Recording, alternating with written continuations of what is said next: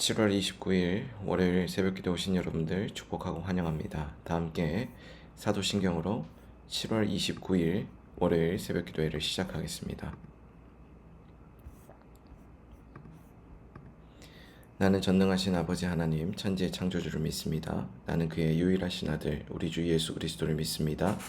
그는 성령으로 잉태되어 동정녀 마리아에게서 나시고 본디오 빌라도에게 고난을 받아 십자가에 못 박혀 죽으시고 장사된 지 사흘 만에 죽은 자 가운데서 다시 살아나셨으며 하늘에 오르시어 전능하신 아버지 하나님 우편에 앉아 계시다가 거기로부터 살아있는 자와 죽은 자를 심판하러 오십니다. 나는 성령을 믿으며 거룩한 공교회와 성도의 교제와 죄를 용서받는 것과 몸의 부활과 영생을 믿습니다. 아멘. 다 함께 찬송가 314장 내 구주 예수를 더욱 사랑 함께 찬송하도록 하겠습니다.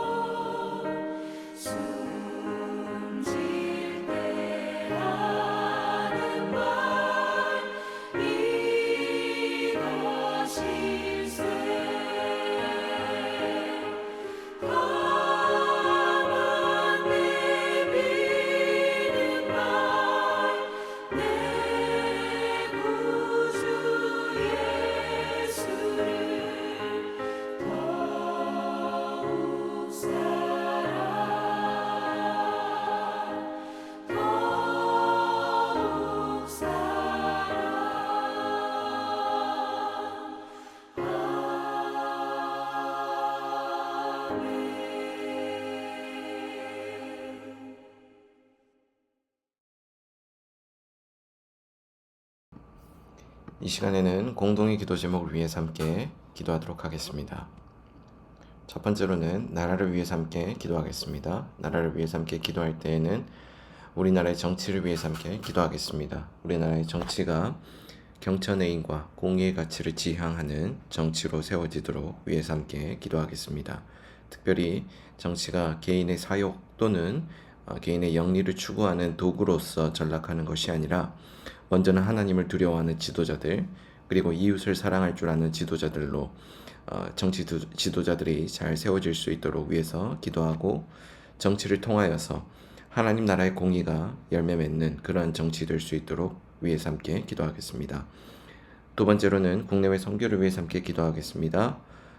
국내외 선교를 위해서 함께 기도할 때에는 네팔을 위해서 함께 기도하겠습니다.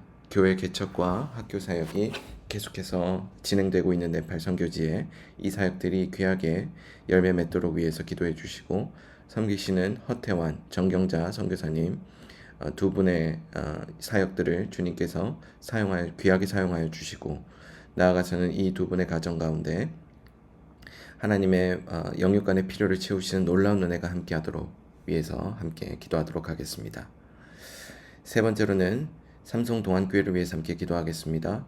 삼성동안교회를 위해서 함께 기도할 때에는 하나님 나라 복음으로 도시를 새롭게 하는 우리 교회의 비전을 위해서 함께 기도하겠습니다. 우리 교회가 이 비전을 잘 붙들고 이 비전을 가지고 하나님 앞에서 귀하게 쓰임받는 교회 될 수 있도록 위해서 기도해 주시고, 복음의 접촉점으로 귀하게 세워지는 삼성동안교회가 될 수 있도록 위해서 함께 기도하겠습니다.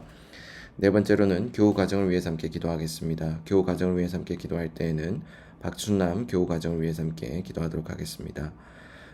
먼저 직분자로 섬기고 계시는 이 박춘남 교우의 가정 가운데 하나님께서 맡기신 그 하나님 나라의 귀한 사명들이 잘 감당되는 가정 될 수 있도록, 이 가정을 통하여서 그 사명이 잘 감당될 수 있도록 위해서 기도해 주시고, 그리고 이 가정을 통하여서 이루실 하나님의 뜻이 아름답게 열매 맺도록 위해서도 함께 기도하겠습니다. 다섯 번째로는 새벽 기도회를 위해서 함께 기도하겠습니다. 계속해서 온라인으로 진행되고 있는 새벽 기도회 가운데 은혜가 넘치는 시간 될 수 있도록 기도해 주시고, 성령의 임재가 충만히 드러나고 또 우리가 그것을 풍성하게 경험하는 귀한 시간 될 수 있도록 위해서 함께 기도하겠습니다. 함께 나눈 이 다섯 가지 기도 제목을 위해서 이 시간 한 목소리로 기도하겠습니다.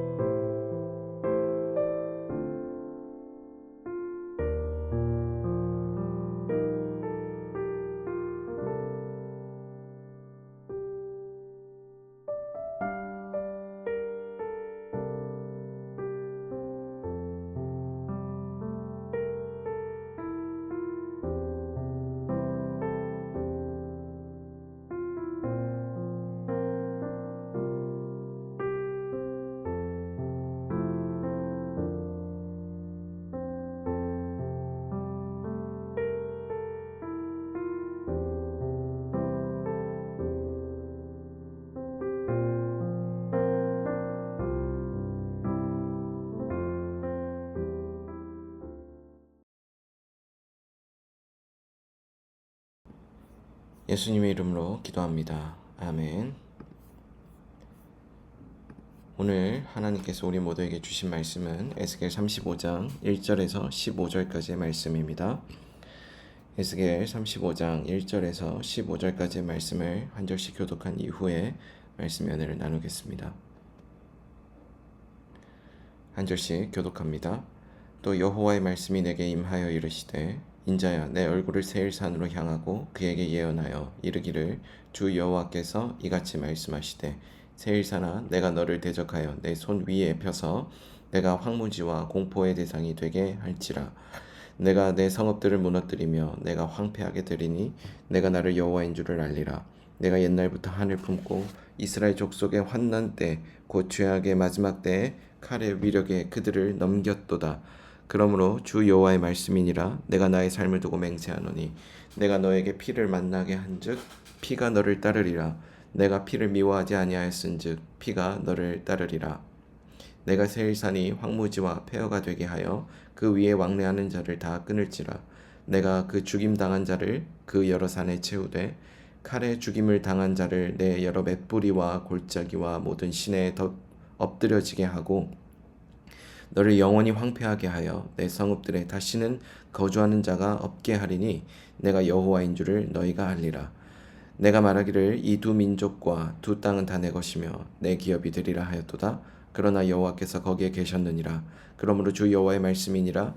내가 나의 삶을 두고 맹세하노니 내가 그들을 미워하여 노하며 질투한 대로 내가 내게 행하여 너를 심판할 때에 그들이 나를 알게 하리라. 내가 이스라엘 산들을 가리켜 말하기를 저 산들이 황폐하였으므로 우리에게 넘겨주어 삼키게 되었다 하여 욕하는 모든 말을 나 여호와가 들은 줄을 내가 알리로다. 너희가 나를 대적하여 입으로 자랑하며 나를 대적하여 여러 가지로 말한 것을 내가 들었노라. 주 여호와께서 이같이 말씀하셨느니라. 온 땅이 즐거워할 때 내가 너를 황폐하게 하되 이스라엘 족속의 기업이 황폐함으로 내가 즐거워한 것 같이 내가 너를 황폐하게 하리라. 세일산아 너와 에돔 온 땅이 황폐하리니 내가 여호와인 줄을 무리가 알리라 하셨다 하라. 아멘. 오늘 우리가 함께 나눈 에스겔 35장의 말씀에서는 여러분들에게 좀 다소 생소할 수 있는 세일산, 이 에돔이라고 일컬어지는 한 지명이 등장을 합니다. 우리는 이것을 통하여서 하나님께서 은유적으로 무엇을 말씀하시고자 하시는지를 먼저 살펴보고 이것이 우리에게 어떻게 구체적으로 적용되는지를 함께 살펴보도록 하겠습니다. 먼저 1절부터 9절까지의 단락입니다.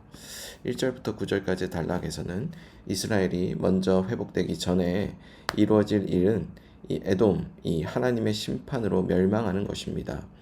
하나님은 에스겔에게 세일산을 쳐서 예언하도록 말씀하셨습니다. 이처럼 하나님께서 이스라엘의 회복 이전에 에돔을 심판하실 것을 말씀하신 것은 이스라엘의 영원한 샬롬을 위한 것일 것입니다.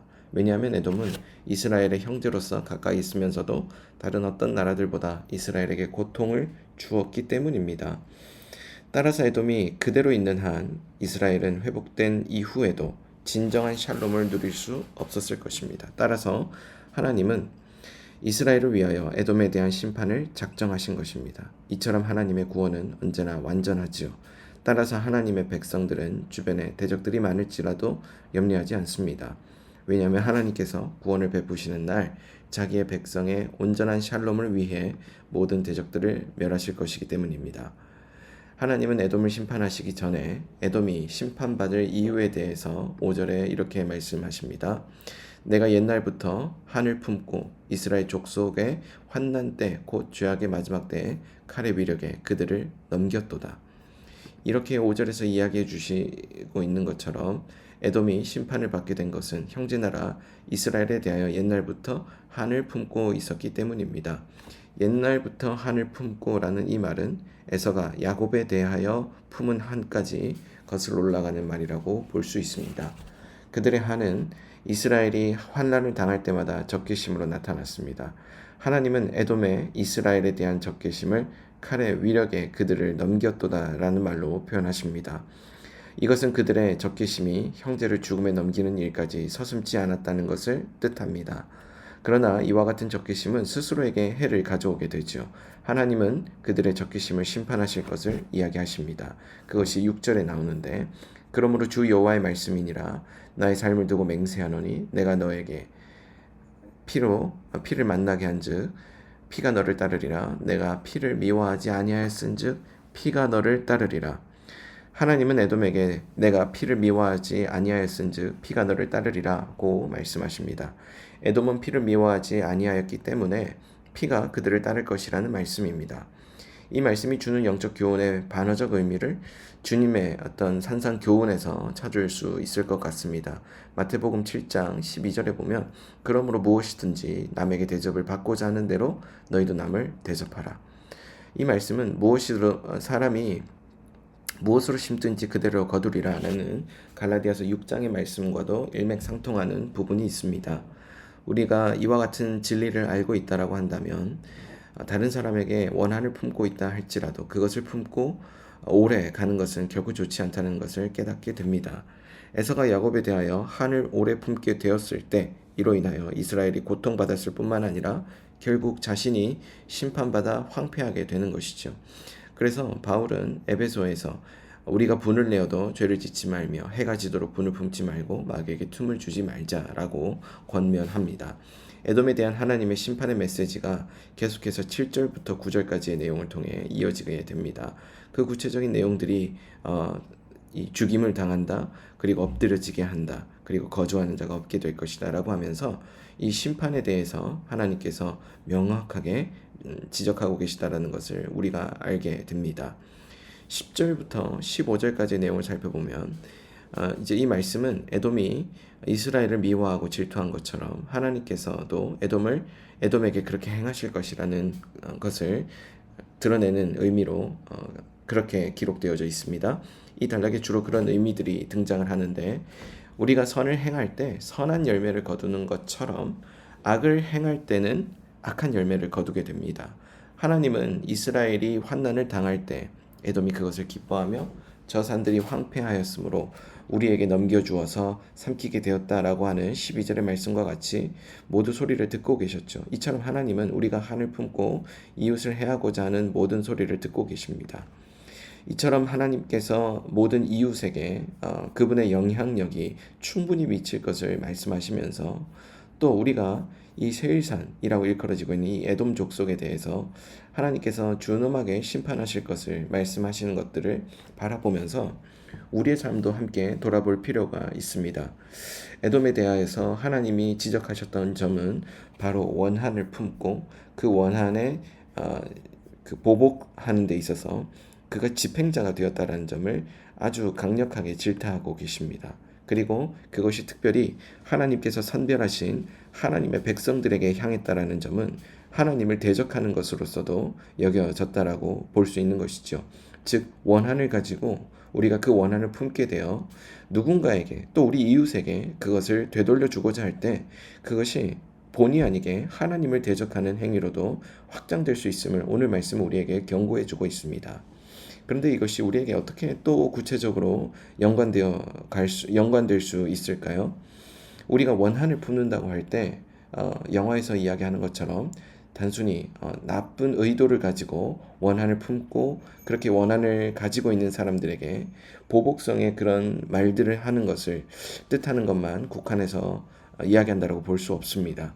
원한이라고 한다는 것은 내 안에 불만족으로부터 반드시 비롯되게 돼 있는데 즉 이웃과의 관계 안에서 또 우리 주변의 가족과 우리 주변에 맺을 수 있는 여러 관계들 속에서 우리는 많은 불만족을 품게 됩니다. 그 불만족 안에 우리가 그 불만족을 스스로 해결하려고 하는 노력들은 결국 그 관계를 온전하게 회복시키기보다 내 뜻을 먼저 앞세우게 되기 때문에 결국 그것은 우리에게 좋지 않은 결과로 돌아오게 되는 것을 너무나도 분명하게 보게 되는 것이죠. 여러분들은 어떻습니까? 여러분들의 삶 속에 모든 관계가 다 만족스러우십니까? 특별히 가까이 지내고 있는 가족들의 관계에 있어서 많은 분들이 가족이라고 하는 이름으로 서로 지내고 있지만 서로 만족스럽지 않은 모습들을 볼 때마다 소위 말해 그 불만을 토로하는 경우들을 보게 될 때가 있습니다. 가족들인 경우가 오히려 더 그런 경우가 많죠. 또 가까이 지내고 있기 때문에 그 가까이 지내고 있다라는 이유로 또 가족이라는 이유로 또 편하게 오랫동안 봐왔다는 그 이유로 서로에게 있어서 더 신중해야 되고 더 젠틀해야 되고 어떻게 보면 지켜야 될 것들을 더 지켜야 되지만 오히려 그들에게 더 쉽게 더 함부로 대하는 경우들을 보게 됩니다. 바로 그 안에서 내 마음대로 내 뜻대로 행하고자 하는 그 나름대로의 각각의 의지들이 다 거기에 드러나고 있다는 것을 우리는 알게 됩니다. 또 가족뿐만 아니라 직장 동료들은 어떻습니까? 직장에서 우리 직장 생활을 하고 계시는 분들 가운데 모든 직장 동료들이 전부 여러분들의 마음에 들지 않을 것입니다. 특별히 직장 상사와의 관계에 있어서 여러분들이 직장 상사를 모두 다 만족스럽게 대할 수 있는 것은 그런 날은 오지 않을 것 같습니다.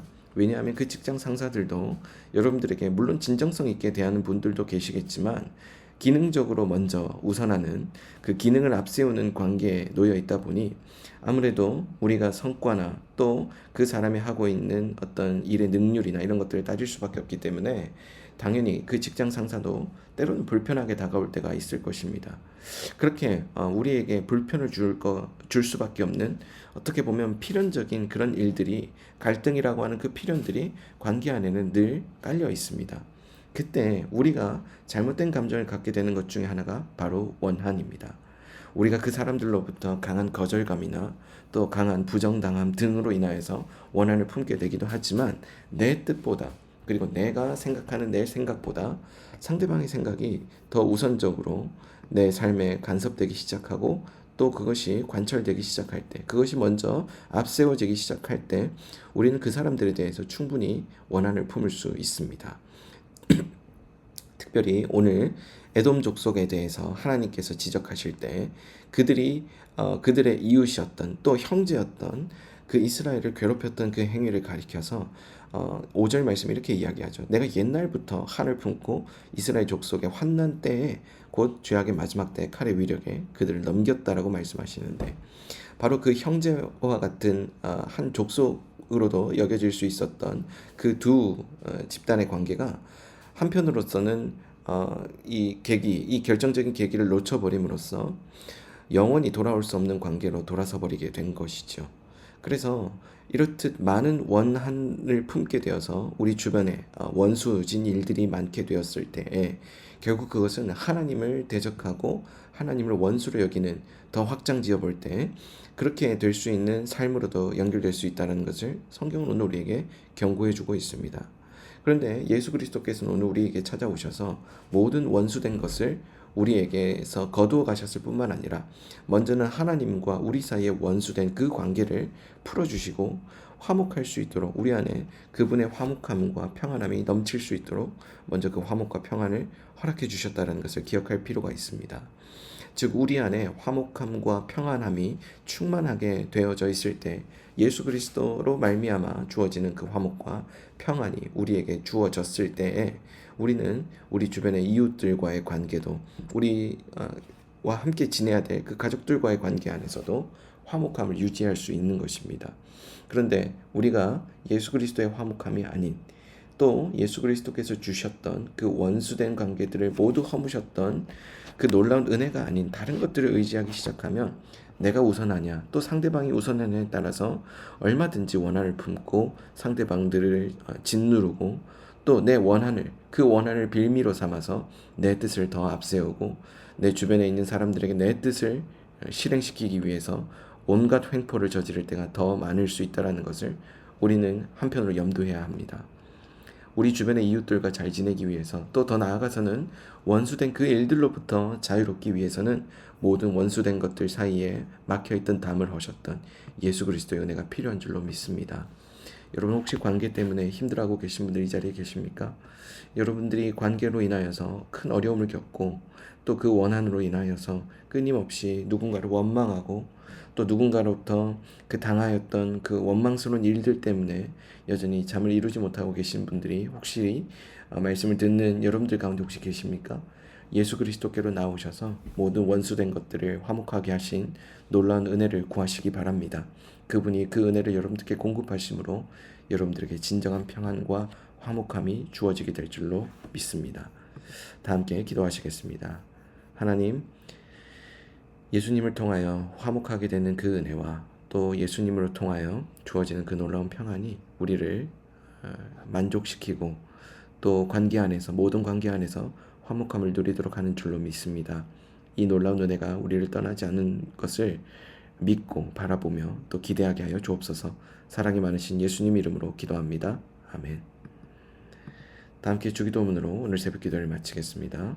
하늘에 계신 우리 아버지, 아버지의 이름을 거룩하게 하시며 아버지의 나라가 오게 하시며 아버지의 뜻이 하늘에서와 같이 땅에서도 이루어지게 하소서. 오늘 우리에게 일용할 양식을 주시고 우리가 우리에게 잘못한 사람을 용서하여 준 것 같이 우리 죄를 용서하여 주시고 우리를 시험에 빠지지 않게 하시고 악에서 구하소서. 나라와 권능과 영광이 영원히 아버지의 것입니다. 아멘. 이 시간 이후에는 각자 가진 기도 제목을 위해서 기도하도록 하겠습니다.